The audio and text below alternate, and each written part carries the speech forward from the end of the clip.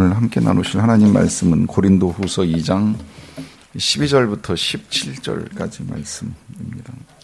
고린도후서 2장 12절부터 17절까지 말씀입니다. 신약성경 288면입니다. 2장 12절부터 17절까지 말씀을 저와 여러분들이 한 절씩 교독하겠습니다. 내가 그리스도의 복음을 위하여 드로아의 이름에 주 안에서 문이 내게 열렸으되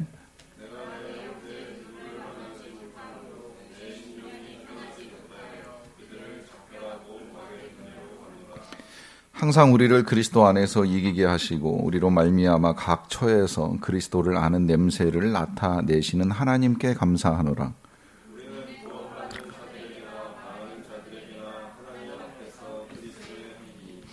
이 사람에게는 사망으로부터 사망에 이르는 냄새요 저 사람에게는 생명으로부터 생명에 이르는 냄새라. 누가 이 일을 감당하리요?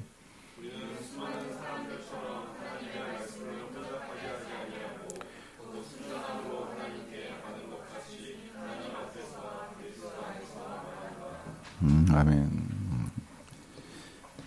언어를 분석해서 이 언어가 주는 이제 느낌을 설명한 글을 읽어본 일이 있는데요. 똑같은 단어인데 이 영어로 읽을 때 또 한문으로 읽을 때 그리고 우리 한글로 읽을 때 느낌 많이 다르다는 거 들어보셨죠? 예를 들어 누드 그러면 뭔가 예술성이 있어 보이는데 이제 나체 그러면 그냥 그런 것 같고 알몸 그러면 되게 좀 천한 느낌 안 생깁니까? 하나 더 해볼까요? 영어로 레스토랑 그러면 근사하잖아요.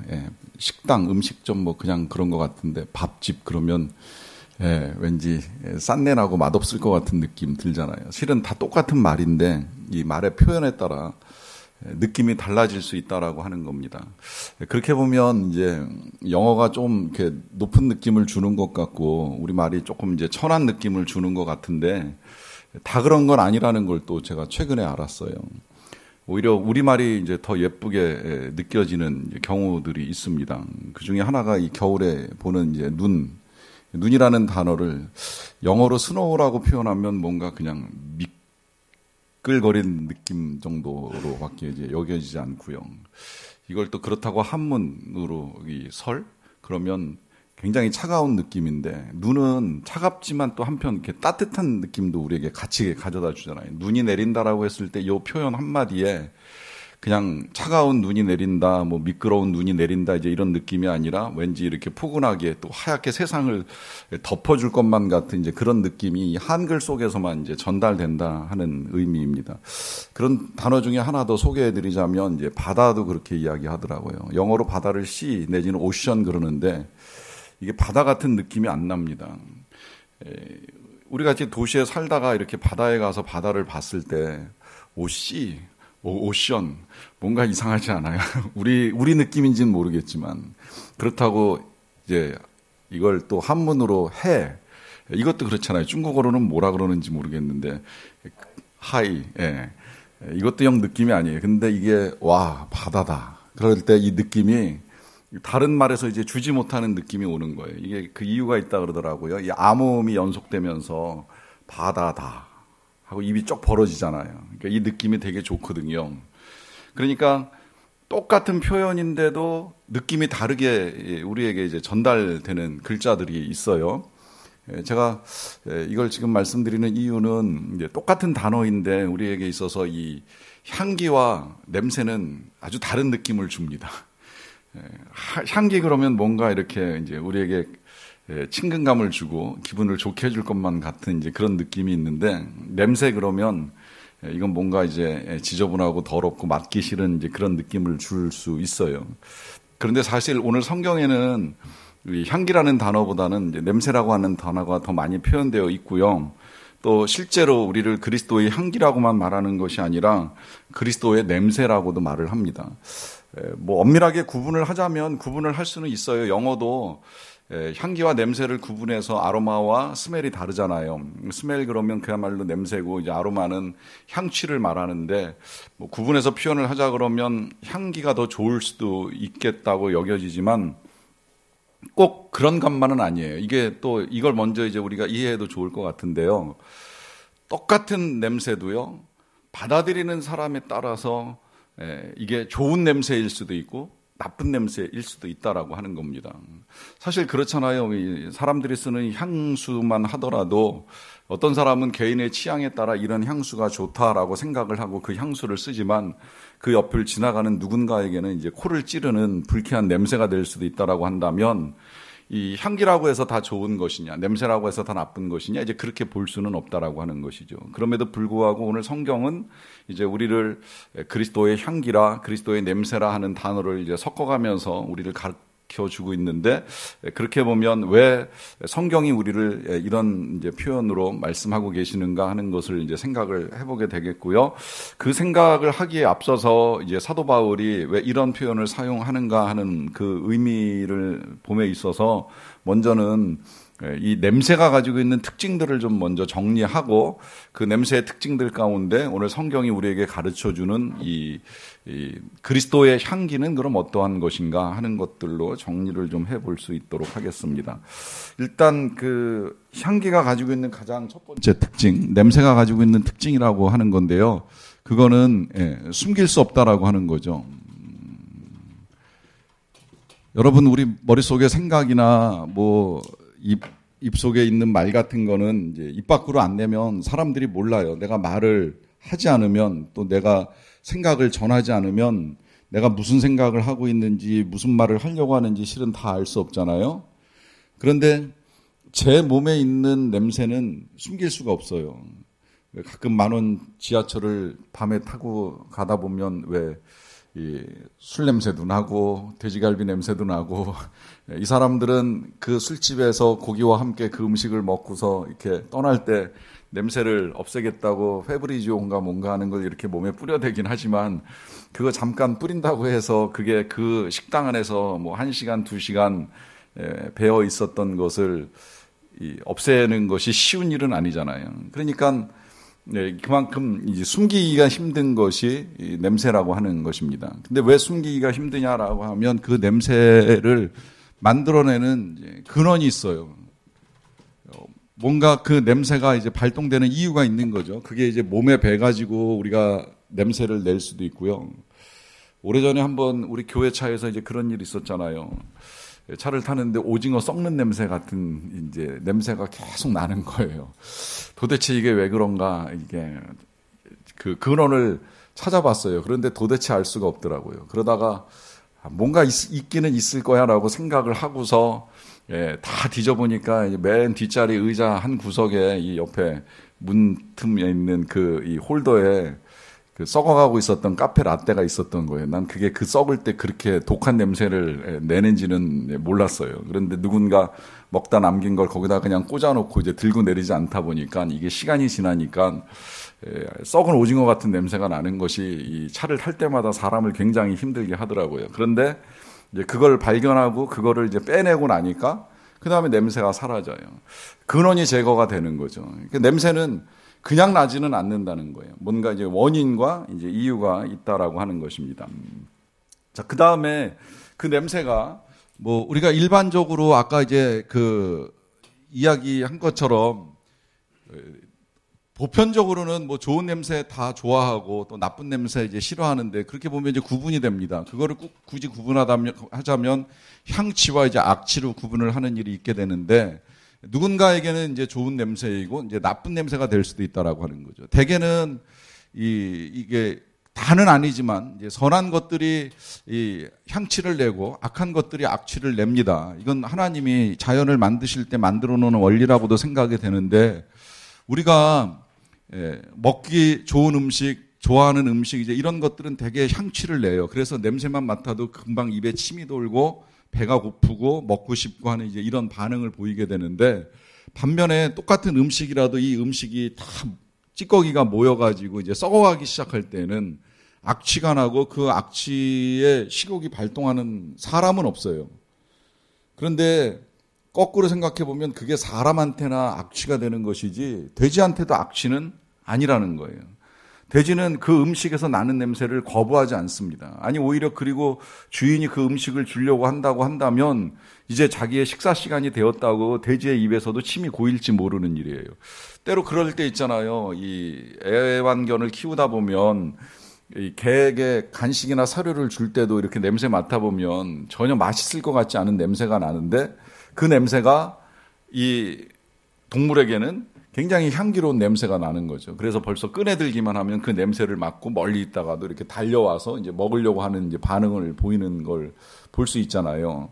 그러니까 여기서 이제 이런 걸로 구분이 되는 겁니다. 똑같은 냄새라고 하더라도 모든 사람에게 향취가 아닐 수도 있다는 거예요. 또 반면에 모든 사람에게 악취가 되지도 않는다는 겁니다. 특히 이 냄새를 우리가 이해함에 있어서 이렇게도 좀 생각을 해봐도 좋을 것 같아요. 동물이 변을 보잖아요. 대부분의 이제 동물들이 변을 보는데 특히 애완동물들이 변을 본다라고 하더라도 사실은 이 동물이 보는 변의 냄새가 좋지는 않잖아요. 강아지를 사랑하지만 그 강아지가 싸놓은 것이 향기롭다고 해서 그걸 집에 보존하거나 몸에 바르시는 분은 없잖아요. 이 냄새는 어쨌든 독한 냄새이고 그 냄새가 집안에 쌓이면 이제 받아들이고 견디는 게 어렵습니다.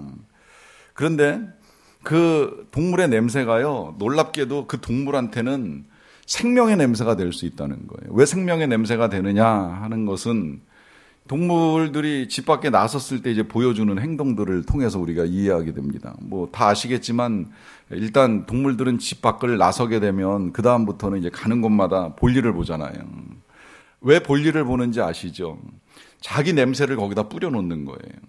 그리고 마지막에는 그 냄새가 다시 자기 집으로 돌아올 수 있는 이제 추적 장치가 되는 거죠. 그래서 곳곳에 자기 냄새를 뿌려놓고 나중에 혹시라도 이제 주인을 잃어버리게 되면 그 냄새를 맡고 돌아오는 일을 하게 됩니다. 이 냄새가 집안에 쌓이고 우리가 치우지 않을 때는 악취가 될 수 있고 더러운 냄새가 될지는 모르겠지만 그러나 동물에게 있어서는 자기 생명의 길을 열어가는 이제 그런 냄새가 될 수 있다는 거예요. 이제 그런 의미에서 같은 냄새라고 하더라도 이제 어떻게 받아들이느냐에 따라서 향취도 될 수 있고 악취도 될 수 있다라고 하는 의미입니다. 그 다음에 아까 여기 숨길 수 없다라고 하는 것에 의해서 이제 진실성을 가지고 있다 이제 이런 것도 하나 짚어볼 수 있을 것이고요. 그 다음에 이제 냄새가 또 하나의 특징을 가지고 있다고 한다면 이제 그 지속성입니다. 냄새가 쉽게 사라지지 않죠. 한번 몸에 밴 냄새는 이거 세탁하거나 이제 옷을 갈아입기 전까지는 쉽게 털어내기가 힘들다는 거예요. 이제 그래서 그 지속되는 냄새를 가지고 이제 공간을 이제 이동을 하게 되면 그 공간에 있는 사람들이 내가 뭘 하고 왔는지는 몰라도 뭘 먹었는지 어디 있다 왔는지 이제 어느 정도 이제 알게 되는 이제 이런 일들이 나타난다라고 하는 것입니다.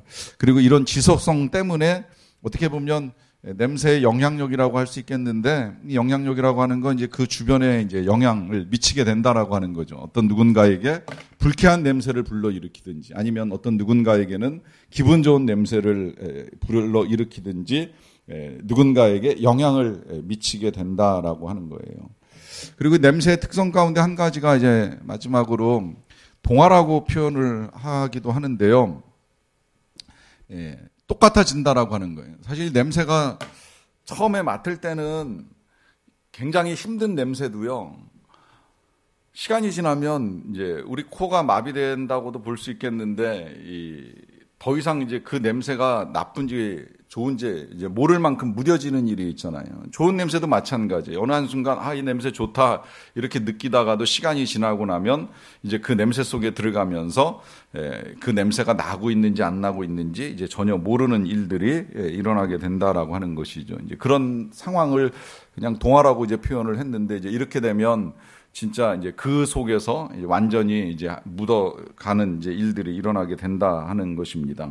이런 냄새의 특징들을 이제 모아서 사도 바울이 오늘 우리에게 그리스도의 향기라 하는 표현을 사용해 주시는데 왜 이런 표현이 사용이 되는지 성경을 통해서 좀 더 정리를 해보도록 하겠습니다.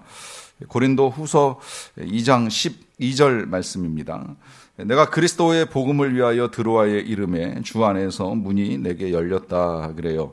자, 사도 바울은 변함없이 복음을 위하여 살아가는 사람이기 때문에 그리스도의 복음을 위하여 드로아에 이제 도착하는 일이 있게 되었습니다. 이 드로아는 사도 바울이 2차, 3차 전도 여행 때 들린 지역인데 옛날 지명으로는 트로이라고 이제 우리에게 많이 알려져 있는 지역이고요. 성경에서는 이 드로아에서 바울의 말씀을 듣다가 다락에서 떨어진 청년 유드고가 이제 살아난 곳이죠. 거기 교회가 있었다는 거예요. 거기 이르렀을 때에 주님 안에서 문이 열렸다라고 합니다. 이 문이 열렸다라고 하는 이 말의 의미는 사도 바울이 들어갈 길이 열렸다는 의미가 아니라 사도 바울이 복음을 전할 수 있는 기회가 생겼다라고 하는 것이죠. 이 부분을 사도 바울이 이렇게 말하는 것은 이 지역에서도 하나님께서 자신을 사용하신다라고 하는 의미를 전하는 겁니다. 여기서도 하나님이 나를 사용하신다. 그리고 그 사용하실 때 하나님은 길을 열어주신다는 거예요. 또 길을 열어주실 뿐만 아니라 하나님은 하나님의 일을 이루어 가신다는 겁니다. 하나님의 사람을 통해서. 그래서 하나님의 뜻 가운데 하나님과 함께 이제 이 일을 열어간다 하는 것입니다. 먼저는 이런 생각을 해도 좋을 것 같아요. 어디로 가든지 항상 하나님이 문을 열어주신다는 거예요. 하나님과 함께 이루어 갈 수 있는 길을 열어주신다라고 하는 것입니다. 제가 지난주에 굉장히 오래간만에 만난 선교사님 한 분이 계세요. 영락교회에서 같이 섬겼던 목사님이신데 중국에 나가서 사역을 하다가 중국에서 쫓겨나면서부터 이제 연락이 끊긴 거예요. 그리고 한참 동안 연락이 안 되다가 이제 지난주에 집안에 장례가 났다고 해가지고 이제 문상을 가서 만났습니다. 만나서 이제 그동안의 이야기를 듣게 됐어요. 보니까 2013년에 중국에서 추방을 당해가지고 아무것도 그동안에 세워놓았던 그 모든 이제 선교 센터와 시설들을 다 빼앗기고 그냥 내버려 놓은 채로 이제 중국을 떠날 수밖에 없었었다. 이제 그렇게 이야기하더라고요. 그러면서 그 중국을 나와가지고 이제 태국에 가서 이제 정착을 하려고 하는데 이 선교 사회라고 하는 것이 조금 이제 특별한 데가 있어가지고요. 어떤 지역에 가서 선교사가 선교 사역을 시작을 하려고 하면 자기가 그냥 부름받았다고 해서 이렇게 가서 쉽게 사역이 열리는 게 아니라 이게 하나님의 부르심 가운데 거기를 가더라도요. 교회 행정적으로는 이제 그 지역에서 먼저 선교 사역을 하고 있었던 선배 선교사들, 이걸 보통 시니어 선교사라고 표현하는데 이 시니어 선교사회에서 인정하고 받아주지 않으면 일단 우리 교단에서는 선교 사역을 지속시키기가 굉장히 어렵습니다. 그러다 보니까 이 중국에서 사역하던 선교사가 태국에 들어왔는데 그 지역에 이제 태국 선교사들이 처음부터 이제 받아줄 수 없다는 이제 거부 반응을 강하게 보인 거예요. 왜냐하면 이제 이쪽 선교사 나름의 이제 특성과 또 여러 가지 이제 해오던 일들이 있다 보니까 이제 여기에 또 한 명의 선교사가 오는 것이 또 그 사역의 내용에 따라서 이제 받아들여질 수 있고 못 받아들여질 수 있고 하는 이제 여러 가지 문제가 있거든요. 그래서 일단 뭐 안식년을 이제 얻어가지고 미국에 가서 이제 공부를 좀 하고 기도하는 과정 중에 태국으로 가는 길이 이제 막혀버리니까 도대체 중국으로 갈 수도 없고 태국으로 갈 수도 없고 이제 어찌해야 되는가 하는 이제 고민을 하면서 하나님께 계속 기도를 이제 드렸대요. 그냥 차라리 미국에서 목회를 하겠습니다. 이제 그런 기도를 드렸는데 하나님이 끝까지 아니라고 넌 태국으로 가야 된다 하는 마음을 주셔가지고 이제 결국에는 뭐 교단이나 선교사회가 인정을 하든 안 하든 이제 태국으로 들어가서 이제 지금 치앙마이에서 사역을 하고 계시는데 그런 표현을 사용하더라고요. 4년 동안 굉장히 힘들었다고. 중국에서 쫓겨나는 2013년부터 이 태국에서 자리를 잡을 때까지 4년 동안 너무 힘들어서 그동안에 이제 연락을 이제 못하는 동안에 이제 연락처들이 다 끊어지면서 어떻게 연락을 해야 될지도 이제 모르는 상황에 놓여 있었다. 이제 이런 말씀도 해주시더라고요. 근데 그러는 중에 이제 지금 새롭게 시작하게 된 선교의 사역에 대해서 그분 스스로 표현하기를 플랫폼 미션이다 그래요. 이제 그 동안에는 센터 미션을 해왔다는 거예요. 이 센터 미션이라고 하는 건 대부분의 선교사님들이 일정한 지역에 가게 되면 이제 거기다 센터를 세우잖아요. 뭐 선교센터라는 이름으로 뭐 고아원을 세우고 아니면 유치원을 세우고 학교를 세우고 뭐 복지기관을 세우고 병원을 세우고 이제 보통은 센터 중심의 사역을 해왔다는 거죠. 근데 지금 아시겠지만 우리나라도 이 산업구조 자체가 이제는 센터 중심이 아니라 플랫폼 형태로 바뀌어가고 있잖아요. 이 플랫폼이라고 하는 거는 건물을 세워놓고서 뭔가를 운영해가는 시스템이 아니라 이 인터넷상에 이 터미널을 형성해 놓고 그 터미널 안에서 필요한 능력이나 인력이나 이런 걸 이제 모아가지고 이제 필요한 지원을 해나가는 일들이잖아요. 우리 지금 여러분들이 제일 이해하기 쉬운 걸로는 이제 배달 플랫폼을 보시면 되잖아요. 이 배달 노동이라고 하는 게 지금은 배달하는 사람들을 일정한 공간에 모아놓고서 이 노동을 시키는 것이 아니라 플랫폼만 구성을 해놓고 이 플랫폼 안에서 연락을 취해가지고 와서 가져가라, 전달하라 뭐 이런 식으로 지금 배송 방식이 진행되고 있다고 하는데 이제 이걸 선교에다 접목을 시킨 거예요. 이제 그래서 그 선교지에서 필요한 인력이나 능력이나 뭐 이런 것들이 있으면 플랫폼 형식으로 모아가지고 지원하고 도와주고 이제 이런 형태의 사역을 이루어 가신다 하는 말씀하시는 걸 이제 제가 들었습니다. 들으면서 드는 생각은 이제 바로 이거예요. 아, 어떻게든 하나님이 길을 열어 가시는구나. 하나님의 길은 막히지 않는구나.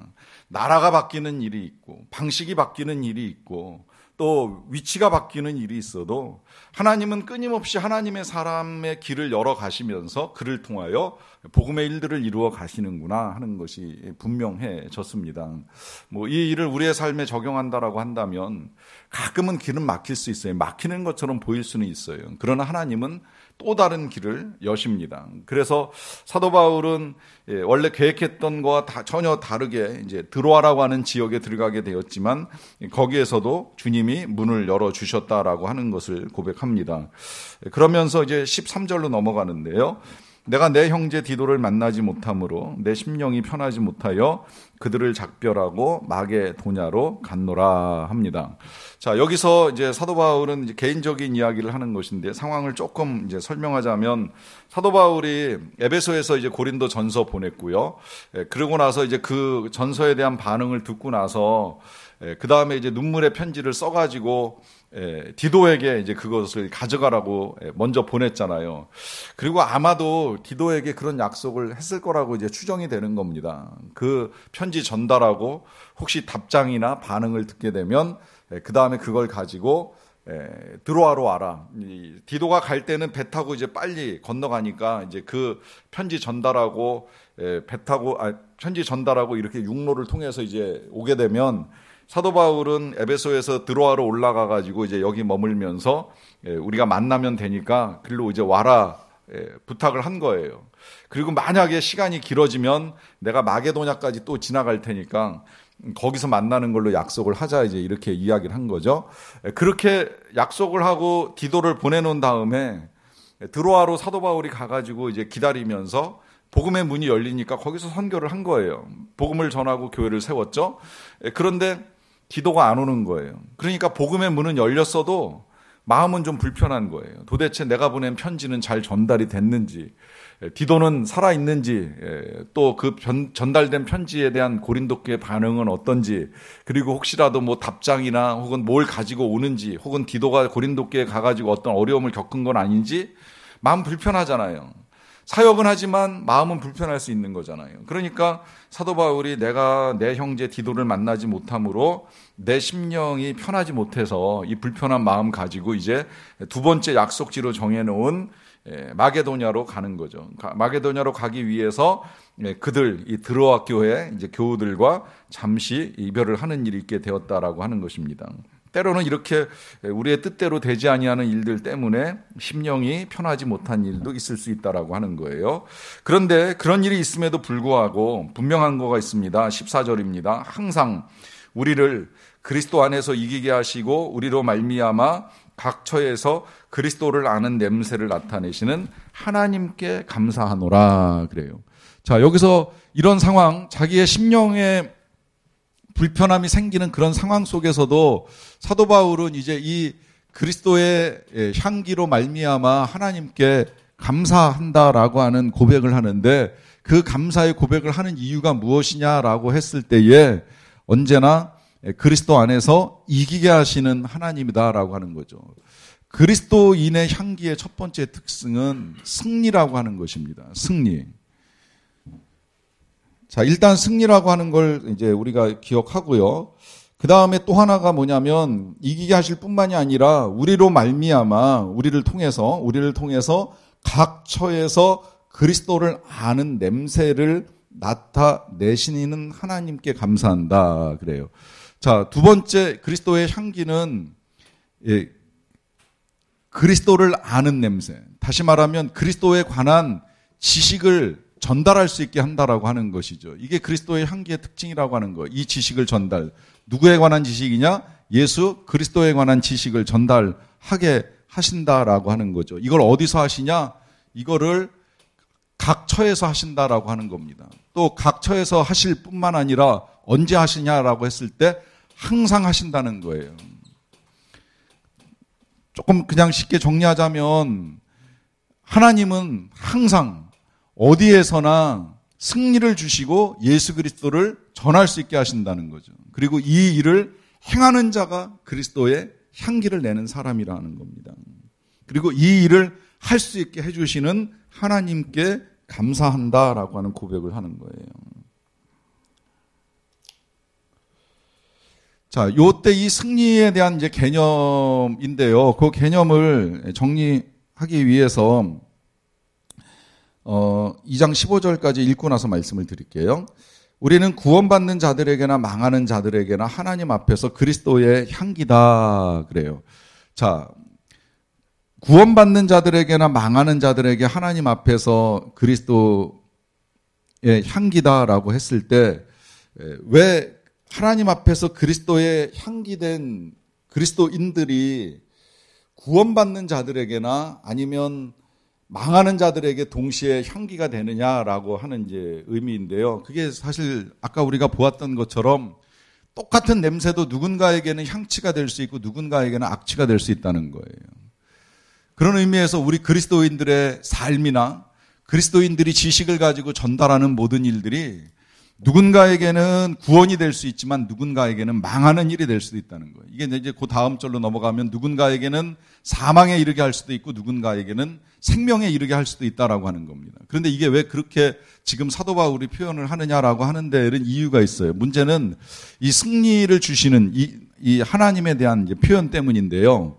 여기 이 이기게 하신다라고 하는 헬라어는 원래 그 단어의 의미가 개선 행진에 참여시킨다라고 하는 뜻을 가지고 있습니다. 트리암비오라고 하는 이 단어가 개선 행진에 참여시킨다라고 하는 뜻을 가지고 있어요. 개선 행진이라는 거 아시죠? 개선 행진은 전쟁터에 나갔다가 들어오는 군인들이 승리의 시가 행진을 하는 것을 말합니다. 근데 그들이 시가 행진을 할 때 승리해서 이긴 사람들만 행진하는 것이 아닙니다. 통상적으로 승리 행진이 진행이 될 때에는 제일 앞에는 이제 그 군대를 이끌었던 장수가 통상 하얀 백마를 타고 앞장을 서는 일이 있게 됩니다. 이제 그래서 이제 백마가 승리의 상징이 되는 것인데요. 그래서 부활 승리의 색이 이제 흰색이 되기도 하는 거고요. 그 백마를 타고 가는 장수 뒤에는 승리한 군인들이 뒤따라서 이제 지나가요. 그리고 전에도 잠깐 그 상황을 말씀드렸듯이 이제 그 뒤에 전리품이 뒤따르고 전리품 끝에 이제 포로들이 맨 마지막에 이제 가게 되는데 이 전리품과 군인들 사이에 같이 이동을 하는 이제 마차가 하나 있습니다. 그 마차 위에 실려 있는 것이 향단이라고 하는 거예요. 향단. 그 향단이 아시겠지만 이 고대 헬라 사회에서는 그리스 신들에게 바쳐지는 분향단입니다. 그 분향단에 향이 피워져 있어요. 이 향을 피우는 문제를 우리가 혹시 보신 기억이 있다면 뭐 우리 기독교에서는 흔하게 보는 일은 아닙니다만 초상집에 가면 왜 요만한 화로에다가 향 이렇게 몇 개 꽂아놓고 이렇게 냄새 피우는 거 있잖아요. 그 정도 수준으로 생각하시면 안 된다는 거예요. 화로가 어마어마합니다. 뭐 어떤 목사님 중국에서 뭐 2m 되는 직경 2m 되는 화로를 보시는 일도 있다고 했는데 저도 대만에서는 그거 한번 본 적 있는 것 같아요. 향단 자체가 어마어마하게 커요. 그리고 이렇게 향을 갖다 꼽는 것도 이렇게 가느다란 향 하나하나 이렇게 꼽는 것이 아니라 이렇게 굵은 향 내지는 이렇게 굵게 묶어가지고 불을 피워서 정말 굴뚝에서 연기 나듯이 이 향을 피워가지고 냄새를 나게 하는 일이 있게 됩니다. 이 일이 왜 있는지 아시죠? 이 일이 있는 건 이제 여러 가지 의미가 있어요. 뭐냐면 자신들에게 승리를 주신 신께 바치는 이제 제사의 의미로 향의 연기를 피우는 일이 있고요. 그 다음에 이제 또 하나는 그 전쟁이라고 하는 건 사람을 죽이는 일이잖아요. 근데 사람이 죽는 일에 대한 사람들의 기본적인 생각은 뭐냐면 사람이 죽고 나면 그의 이제 원혼이 찾아오거나 이제 떠돌아다닌다 이제 이런 생각을 하잖아요. 그러다 보니까 그걸 쫓기 위해서 하는 일이 뭐예요? 향을 피우는 일이에요. 이게 이제 우리나라 고대로부터 우리나라도 제사상에 향 피우는 이유가 여기에 있었던 거예요. 나쁜 원혼이나 악귀들은 물리치고 이제 선한 일들만 이루어지기를 기대하면서 향을 피우는 일이 있게 되는 거죠. 뭐 여기에 더하여서 의미를 조금 더 이제 덧붙이자면 이 전쟁터에 나갔다 오는 사람들이 승리자든 패배자든 씻지 못하고 만약에 오게 되면 몸에서 피비린내가 납니다. 이 피비린내가 썩 좋은 냄새는 아니잖아요. 그러다 보니까 이 냄새를 없애기 위해서도 이 행진의 중간에다가 이제 향을 많이 피워가지고 냄새를 나게 하는 일이 있을 수 있다라고 하는 거죠. 어떤 형태로 향이 피워지든지 이미 이 향 냄새는 이제 저기 우리가 본 대로 모든 냄새의 근원이 된 거예요. 그래서 이 냄새가 벌써 바람을 타고 도시로 밀려 들어오기 시작을 하면 도시 사람들은 알게 되는 겁니다. 아, 전쟁은 끝났구나. 그리고 전쟁터에 나갔던 우리의 가족들이 돌아오는구나. 그 가족들이 돌아오는 그 승리의 대열에 참여하게 될 때 이 냄새가 어떤 냄새가 되겠어요? 이 냄새는 승리의 냄새가 되는 거예요. 그리고 생명의 냄새가 되는 거예요. 살아 돌아오는 이 군인들에 대한 생명의 냄새가 전달되는 거죠. 그러면서 그 냄새와 함께 생명의 축제가 열립니다. 그런데 이 냄새가 모든 사람들에게 다 생명의 냄새가 될까요? 아니라는 거예요. 그 뒤를 따르는 포로들, 이 포로들은 돌아와 봐야 그들 앞에 놓여 있는 건 노예 생활 아니면 죽음밖에 없습니다. 그런 그들에게 있어서 그 앞서 가는 향단에서 피어오르는 냄새는 무슨 냄새가 되는 거예요? 사망에 이르는 냄새가 되는 거예요. 그러니까 우리는 여기서 지금 그 표현을 사용하는 거예요. 14절에 항상 우리를 그리스도 안에서 이기게 하신다라고 했을 때에 그냥 승리를 주신다는 막연한 개념이 아니라 우리를 개선행진에 참여시키는 우리 하나님의 은혜가 있지 않느냐. 근데 그 개선행진에 참여할 때에 피어오르는 이 향의 냄새는 우리에게는 승리의 냄새가 될 수 있을지 모르겠지만 누군가에게는 사망의 냄새가 될 수도 있다는 거예요. 그래서 우리는 구원받는 자들에게나 망하는 자들에게나 하나님 앞에서 그리스도의 향기다라고 합니다. 여기서 특별히 중요한 건 우리가 망하는 자들에게 나타나는 냄새가 아니라 이제 구원을 위한 냄새가 되어야 한다라고 하는 이 부분을 이제 강조한다고도 볼 수가 있겠죠. 자, 이 부분을 그 다음 페이지에서는 이제 이렇게도 말씀을 하십니다. 이 사람에게는 사망으로부터 사망에 이르는 냄새요, 저 사람에게는 생명으로부터 생명에 이르는 냄새다라고 하는 것입니다. 그러니까 여기서 이제 이걸 또 다시 한번 표현을 했어요. 우리는 그리스도인들은 누군가에게는 생명의 냄새가 될 수 있다라고 하는 거죠. 물론 여기에 이제 누군가에게는 이제 멸망이라고 하는 냄새가 될 수가 있고 또 누군가에게는 사망에 이르는 냄새가 될지도 모르겠지만 그러나 하나님이 우리를 부르실 때에는 구원의 향기로 생명의 통로로 우리를 부르셨다라고 하는 것을 이제 분명하게 밝히고 있습니다. 여기서 이런 생각을 조금 더 해도 좋을 것 같아요. 여기 지금 누군가에게는 사망으로부터 사망에 이르는 냄새요, 또 저 사람에게는 생명으로부터 생명에 이르는 냄새다 이렇게 표현을 하고 있는데요. 이 냄새가 실제로 이제 표현된 상황이 성경에 한 부분이 기록이 되어 있어요. 그건 우리 예수님께서 죽은 나사로를 살려내실 때의 일입니다. 나사로는 이 세상을 떠나고 나서 이미 장례가 다 치러지고 무덤 안에 들어가는 일이 있게 되었죠. 그때 이제 뒤늦게 오신 예수님께서 나사로의 무덤 앞에서 눈물을 흘리신 다음에 제일 먼저 하신 일은 돌을 옮겨놓으라 하는 명령을 내리시는 일이었어요. 그때 마르다가 반응을 합니다. 예수님, 죽은 지가 이미 오래돼서 냄새가 심합니다. 그러니까 돌을 옮겨놓으면 안 된다는 이야기를 하는 거죠. 그런데 예수님은 믿기만 하라고 말씀하시고 돌을 옮겨 놓으라고 다시 명을 하셔요.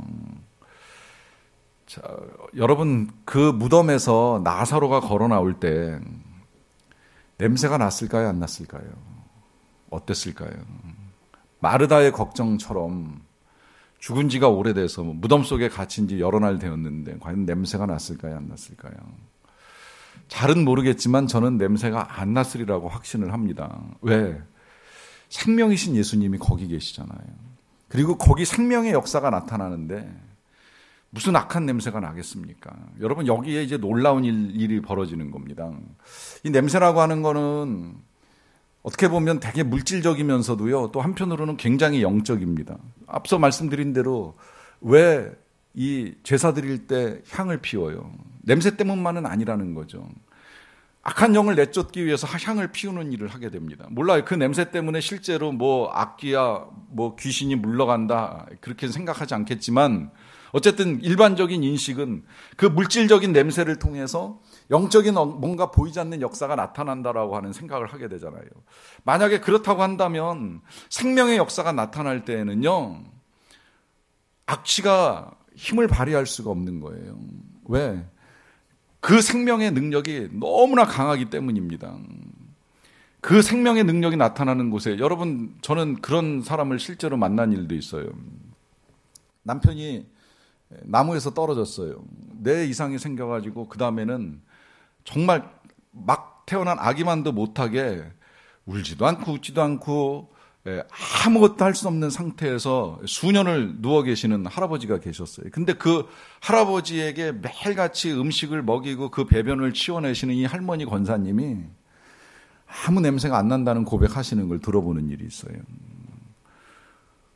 아무 냄새를 못 맡겠어요. 그리고 늘 향기로워요, 행복해요, 이런 고백하시는 걸 들으면서 참 신비했어요. 정말 그럴까 하는 의심이 들 정도예요. 그러나 의심을 하지 못하는 이유는 거기 그 생명의 역사가 그 권사님을 통해서 나타나고 있기 때문에 그 생명의 능력 앞에서 어떤 악취도 힘을 발하지 못하는 거죠. 그렇게 보면 우리 예수님이 나사로를 끌어내실 때에 나사로가 그 더러운 냄새를 가지고 나왔을까? 아니라고 생각합니다. 오히려 갓 태어난 또 다른 거듭난 생명의 그 아름다운 향기를 가지고 걸어 나왔을 수도 있다고 보는 것이죠. 그런 의미에서 이 냄새가 누군가에게는 생명으로부터 생명에 이르는 냄새인데 과연 누가 이 일을 감당하겠느냐 하는 말을 합니다. 그럴 때 감당할 만한 사람 한 사람이 이제 소개가 됩니다. 2장 17절인데요. 우리는 수많은 사람들처럼 하나님의 말씀을 혼잡하게 하는 사람이 아니라 그래요. 하나님의 말씀을 혼잡하게 하지 아니한다. 이 혼잡하게 한다라고 하는 것은 장사꾼이 물건을 팔 때 속이는 행위를 의미합니다. 술을 팔 때 물을 탄다거나 곡식을 팔 때 대를 줄인다거나 해가지고 한 대가 안 되는 걸 한 대처럼 팔 때 이제 그걸 혼잡하게 한다라고 하는 거예요. 사도 바울은 그렇게 고백을 하는 겁니다. 나는, 자신은, 또 우리들은 수많은 사람들처럼 그렇게 장사꾼처럼 하나님의 말씀을 전하는 사람들이 아니라라고 하는 거예요. 그러면 어떻게 전하느냐?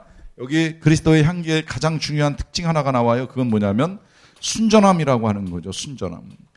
이 순전함으로 하나님께 받은 것 같이 하나님 앞에서와 그리스도 안에서 말한다라고 합니다. 이때 하나님 앞에서 받았다는 건 사도 바울이 말씀을 받은 거고 직분을 받은 거예요. 사도의 직분을 받은 것이고 하나님의 말씀을 받았기 때문에 오직 이걸 전하기 위하여 드로아에 이르든지 마게도냐에 이르든지 고린도에 이르든지 거기서 이 복음을 전하는 일을 하고 있다라고 하는 거죠. 그렇게 하고 있기 때문에 나나 너희들이나 다 우리가 그리스도 안에서 그리스도를 아는 냄새를 나타내는 그리스도의 향기가 아니겠느냐라고 하는 거예요. 그런데 이 순전함을 가지기 위해서나 또 순전함으로 전하기 위해서 사도 바울이 보여주는 중요한 태도 하나가 오늘 본문에 또 나옵니다. 그거는 뭐냐면 맨 마지막에 이제 나오는 표현인데요. 그것을 하나님 앞에서, 또 한 가지는 그리스도 안에서 한다는 거예요. 오늘 본문 짧지만 다시 한번 잘 읽어보시면 이 표현이 반복됩니다. 하나님 앞에서, 또 그리스도 안에서. 보시면 2장 14절에서 항상 우리를 그리스도 안에서 이기게 하신다. 우리의 승리가 그리스도 안에 있다는 거죠. 또 2장 15절에 보시면 우리는 구원받는 자들에게나 망하는 자들에게나 하나님 앞에서 그리스도의 향기라는 거예요. 사람들 앞에서가 아니에요. 하나님 앞에서 그리스도의 향기라고 표현을 합니다. 그리고 이제 다시 이 17절로 넘어와서 우리는 하나님 앞에서와 그리스도 안에서 말한다 그래요. 왜 이런 표현을 사용할까요? 하나님 앞에 서지 않으면 순전할 수 없다는 거예요. 그리스도 안에 있지 아니하면 순전할 수 없다는 거예요. 이 하나님 앞이라는 것이 야고보 사도는 이거를 경건이라고 표현을 하는 일도 있었는데 뭐 어떤 형태로든 하나님 앞에 설 때에 또 그리스도 안에서 그리스도와 함께 있을 때에 그리스도와 함께하는 삶을 살 때에 순전함으로 생명을 전하고 구원을 나타내는 그리스도인의 향기가 그리스도의 향기가 될 수 있다는 겁니다. 그렇게 살아가는 자가 그리스도와 함께 승리하면서 이 개선행진에 참여하고 승리의 노래를 부르게 됩니다. 이런 삶을 사는 저와 여러분들이 되기를 간절히 축원합니다.